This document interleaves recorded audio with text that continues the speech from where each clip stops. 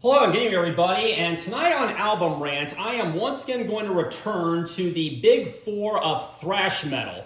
And from the big four of thrash metal, I have selected American thrash metal artist Metallica. And this is actually the first time in a very long time that I've talked about Metallica, which is surprising considering how much I love them.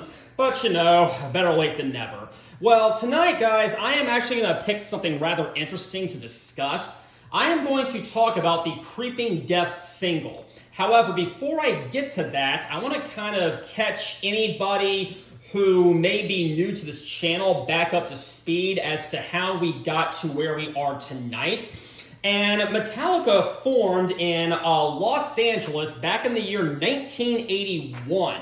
And they formed from a drummer by the name of Lars Ulrich who wanted to form a band. So he put out some advertisements, and it was eventually answered by someone by the name of James Hetfield, who would later become the band's rhythm guitarist and lead vocalist, and along with Lars Ulrich, the primary songwriter for the band. Well, they still needed a few more members, so they later found someone by the name of Dave Mustaine to be the lead guitarist. Now, you probably are very well familiar with Dave Mustaine as being the lead vocalist and the guitarist for Megadeth, another thrash metal band who I have talked about before on this channel.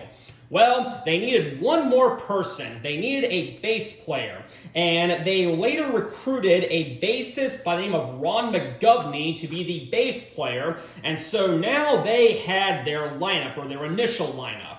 And so in their very early days, they actually did receive a lot of success given how young these guys were, but they eventually actually were able to open up for the band Saxon. Yes, new wave of British heavy metal artists Saxon, who were pretty big back then, so that's it's quite an accomplishment, I'll say.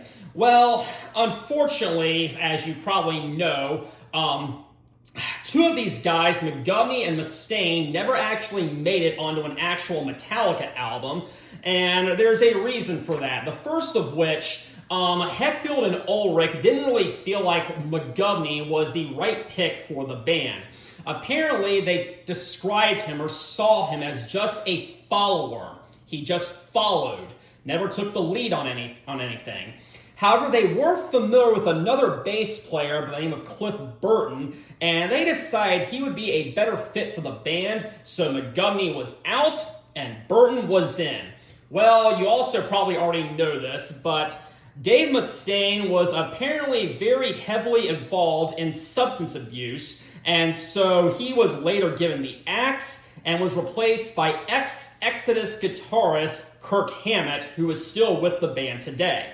So now we have the initial lineup, which were James Hetfield, Lars Ulrich, Cliff Burton, and Kirk Hammett.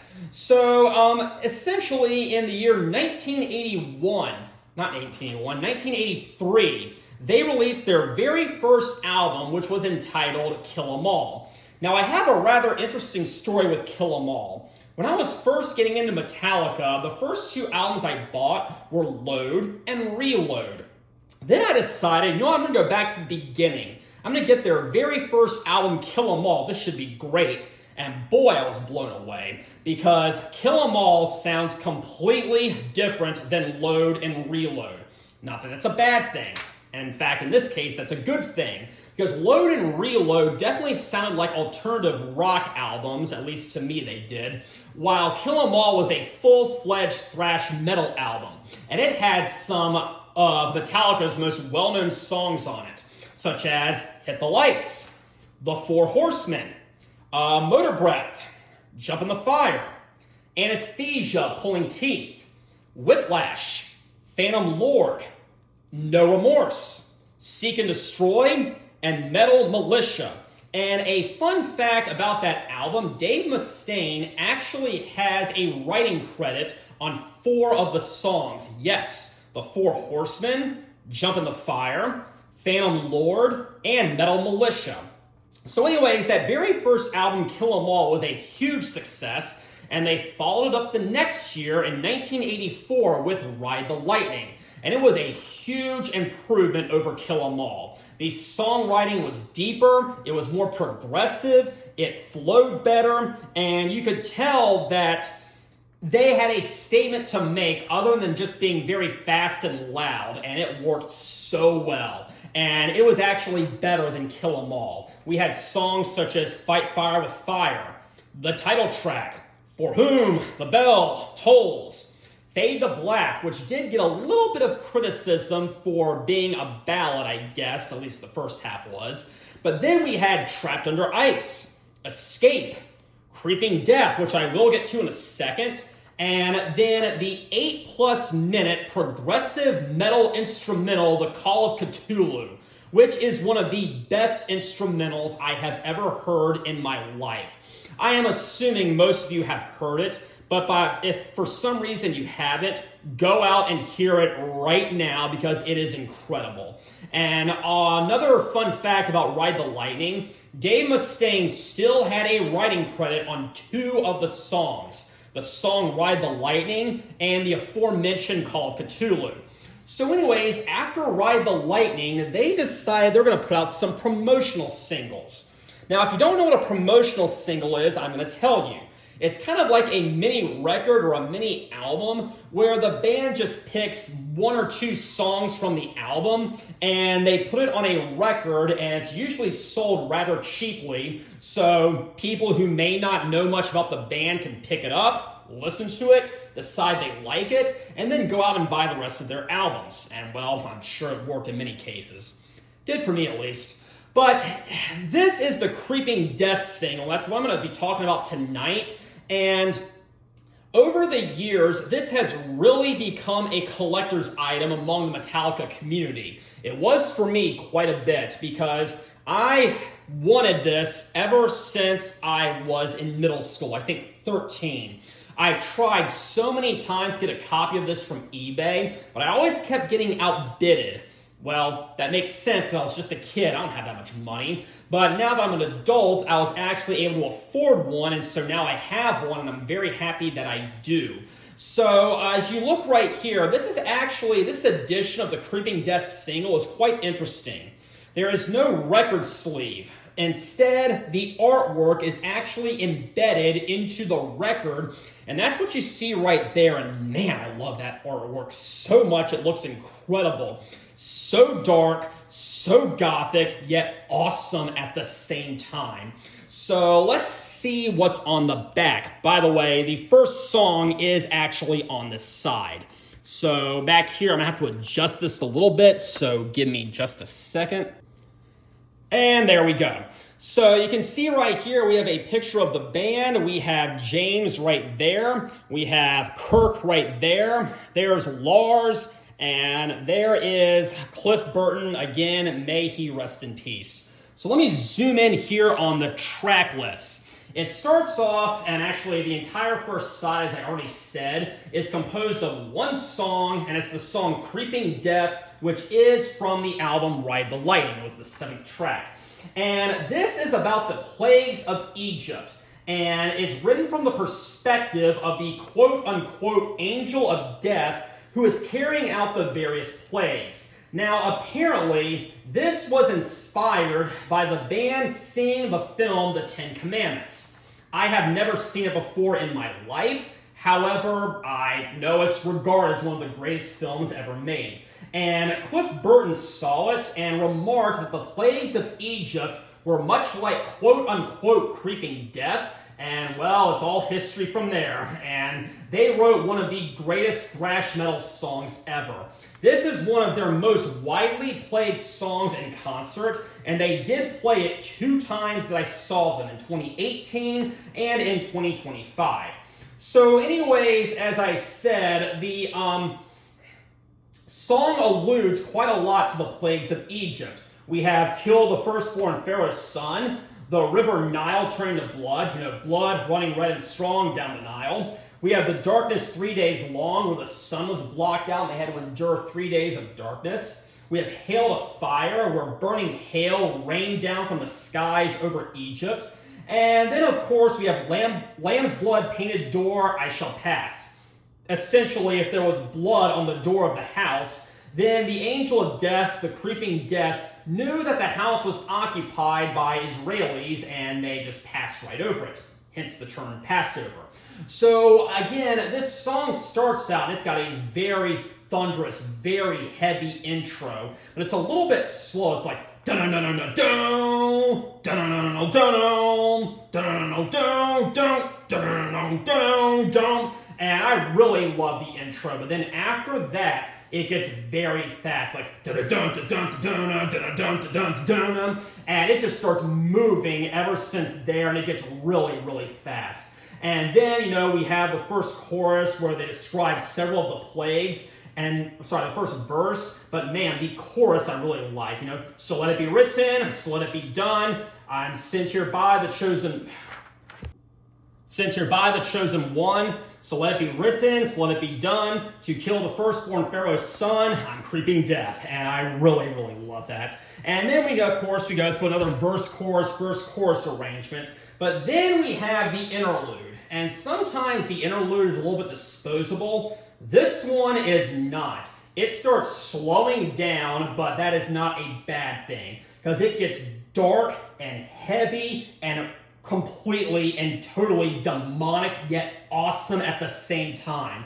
This interlude in concert, it has become customary for the crowd to start clapping and going, die, die, die, because we have die by my hand. I creep across the land, killing firstborn man.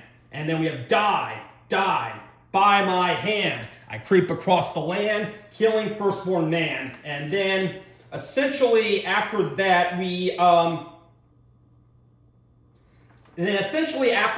go back into another verse, chorus arrangement, and it all ends with a very epic and very, very heavy outro, and I really, really love this song. It is one of my favorite Metallica songs ever, and I'm not sure if y'all know this, but there is a live album that Metallica has put out called Live Shit, Binge, and Purge. And I highly suggest you check it out. It was recorded during the Black Album tour, but there is a version of Creeping Death on there, and it's amazing. It is a really great live version, and I definitely think it rivals the studio version. It is that good. So yeah, Creeping Death, very first song, or the side one of the single, one of the best Metallica albums ever. Now, as we move to side two, these are the B-sides. And as I said before, a B-side is what might be considered to be kind of a disposable song that is thrown on the second side of the record to kind of complete it, so there's something on the second side, and sometimes it might actually be something that's become somewhat of a rarity. Well, what they decided to do for the B-sides is to release a couple of covers. They released a cover of Diamond Head's Am I Evil, and a cover of Blitzkrieg's title track, Blitzkrieg. Well, anyways, you see right here, we have the very first B-side, Am I Evil? Now, I have done an episode on Diamond Head before. I reviewed their Lightning to the Nations album, and Am I Evil was on it, so I have talked about that song a lot on that episode of Album Rant. Well, I'm going to kind of talk about how Metallica adapted this song, and I think it is a great cover, okay? It, again, doesn't sound like Diamond Head. It sounds like Metallica. They kind of Metallica-sized it, I guess you could say. But it flows so well. It's still got that kind of staccato going on at the beginning of the dun dun dun dun dun dun dun dun, kind of like a segment from Deep Purple's Child in Time. But this cover is incredibly dark. It is incredibly heavy, and I really, really love it. Again, starts out very, very slow, okay? And we have, of course, the opening lyric, my mother was a witch. She was burned alive, nameless little bitch, da-da-da. And then, as it progresses on and on, it starts to pick up and pick up and pick up. A lot of metal songs have done this. Another example of this is Hallowed Be Thy Name by Iron Maiden. But about halfway through, it starts to really, really pick up, and it starts to get very fast and very electric, okay? Obviously, I think Metallica is a better band than Diamond Head. The Diamond Head version sounded a little bit stiff. It sounded a little bit flat. Not that it was bad or anything. I mean, it is a great song, and Diamond Head did put out a great record. But the Metallica version just flows so much better. And I just think these guys have talent that just cannot be matched by many. And it is, like I said, one of the best covers ever, and I really love Am I Evil by Metallica. But then we come to the second B-side, which is Blitzkrieg. And this is one that I really loved as a kid, and it's a cover of a punk band, and the song, of course, is a punk rock song. And the original is pretty fast, but it's not really all that heavy, because again, it's punk rock. This one really rectifies that problem, because this again is very heavy, and it's also very fast, like dum dum dum dum dum dum dum dum dum dum. And again, the production on this, I don't think they put too much time into the production of these two B-sides. It's called Garage Days Revisited, and you can see right there they produced it themselves, so there's that at least. But again, it flows incredibly well. It's very well performed, and I think that it is a very good cover. Again, Blitzkrieg as an artist may not really be my thing, but this cover definitely is my thing. And so that is going to conclude my review of the Creeping Death single. And I'm going to go back to the front right here. And once again, there is the album cover art. So anyways, thank you all very much for joining me. Do I recommend this? Well, it really depends, okay? If you're a moderate Metallica fan, you probably don't need to, because these records, they cost quite a bit. You can find them on eBay, but it's rather expensive, and considering you're only getting 3 songs, it may not be worth it to a casual listener. However, if you're a collector, if you are a dedicated Metallica fan like I am, I think it definitely is worth getting, because it really is a piece of history, and for that reason, I am really glad that I have it. So anyways, thank you all again for joining me. Next time, we're going to take a look at a band that has rocked through the ages, but until then, have a very pleasant evening.